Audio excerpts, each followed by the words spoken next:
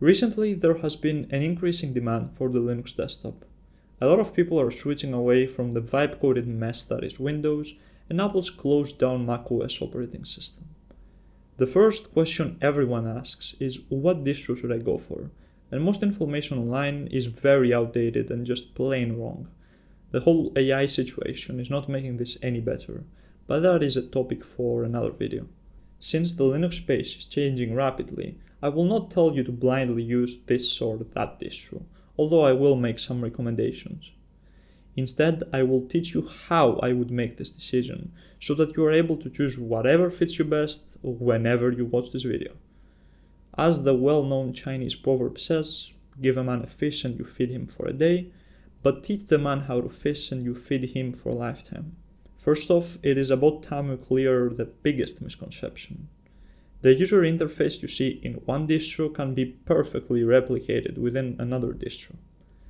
That is because the UI is determined by the desktop environment, something like GNOME, KDE, Plasma, or Cinnamon. For example, if you like the default interface of Linux Mint, you can get it by installing the Cinnamon desktop inside of, say, Fedora.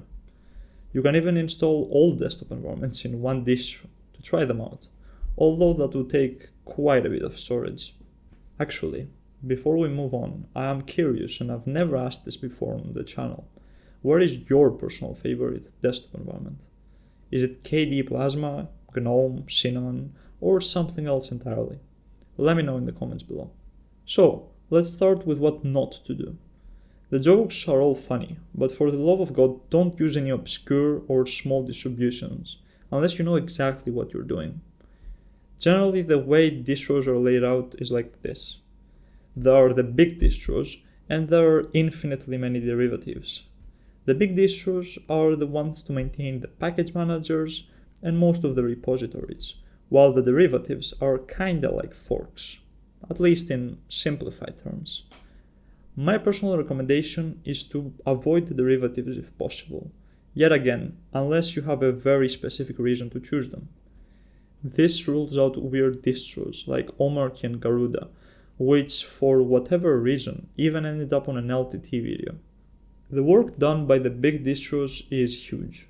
Constant package maintenance, security decisions, and adjusting with a fast-moving Linux landscape.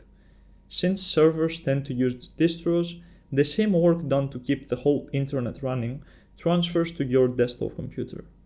If you're a beginner, I suggest you take advantage of this. Also, derivatives are known to be randomly left unmaintained, be occasionally forgotten, have SSL keys expire on them, and generally they have a smaller user base, so it's gonna be a bit harder to get support for them. With that said, there are some exceptions of very popular derivatives that have earned their spot, like Linux Mint, which is based on Ubuntu, and Bazzite, which is based on Fedora Atomic. I'll get into Bazzite later though. Now that we have significantly reduced our distro pool, it's about time we introduce the biggest difference between distros, and that is their release cycles.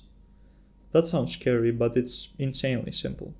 We already said that the Linux desktop is improving very rapidly, right? Well, the release cycle is what determines how quickly you will get those updates. There are three main options here. First off, there are rolling release distros, which prioritize getting the newest, fanciest stuff on your computer. Those generally have the best performance by far, and the nicest drivers out of the box because of the frequent updates.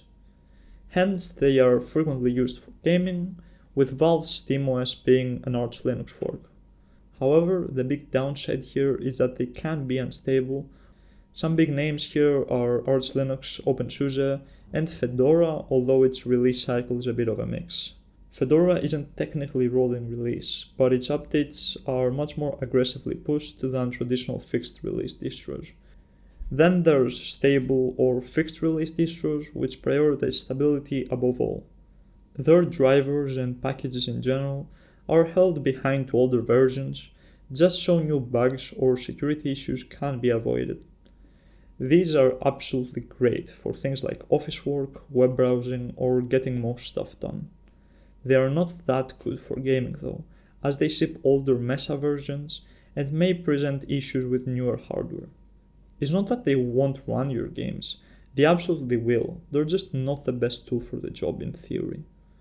Here we got things like Debian, Ubuntu, and Linux Mint.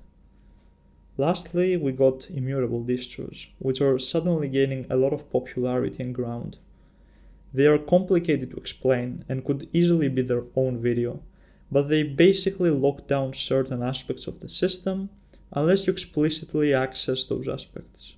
This increases stability and makes everything way more predictable. Immutable distros can be fixed or rolling release, so something like, say, SteamOS is both immutable and a rolling release. So it has solid drivers while getting the stability of atomic distros. Here lies Bazzite 2, which has the same cycle as Fedora while being immutable. My opinion on this is that at the time of recording they are very limited for power users, but they have solid security, something that entices me to give them a try.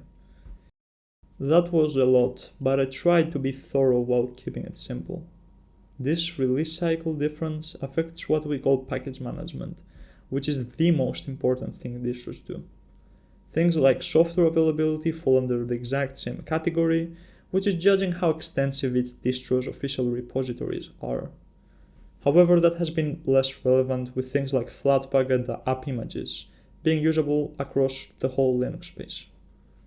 If you still don't know what to pick, here are some recommendations. For a safe all-around pick, you cannot go wrong with Fedora. My favorite thing with it is that it provides those spins where you can choose any desktop environment before even installing. For pure gaming, go for either Bazzite or Arts, depending on how much you like tinkering. If you just want to browse the internet, get work done, and don't care much about all the shiny new software, Linux Mint is a great choice and will not get in your way much at all. Finally, if you just want the most stability and don't care if you have 3-year-old packages, go for Debian. At the end of the day, don't stress over this too much. Any of the big upstream distros will serve you well with a desktop environment that fits your specific use case. Don't forget that you can always switch later on. We discuss Linux stuff all the time on my community, where we would be pleased to have you. If you enjoyed this video, don't forget to subscribe, and until the next one, stay safe everybody.